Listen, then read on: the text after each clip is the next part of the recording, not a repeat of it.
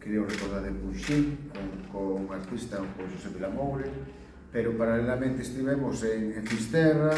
en Multibós, aquí arriba de Sober, moi pertiño,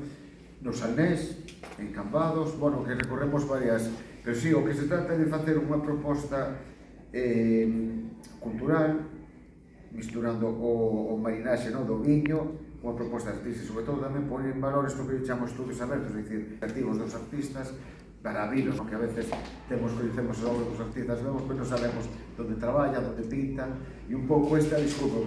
misturar un pouco o mundo do viño co universo do artista, e depois cando Vicente me falou de Lito, e vendo que estábamos en exposición, además ten un estudio ao lado mismo do Avenida, están esas condicións para ao redor de montar toda unha programación para descubrirlos, e a rúa préstase dunha maneira moi interesante porque este ano, despois de andar investigando, dando vueltas por as adegas,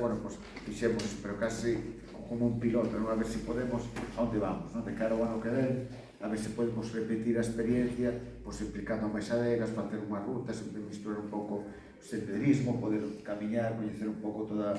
a vila, como, un pouco salir, o concellos limítrofes, pero desde a rúa que se pode facer un pouco a capital da comarca, que non é como tal, pero, poder espallar un pouco o concepto do Videfest. E isto un pouco a idea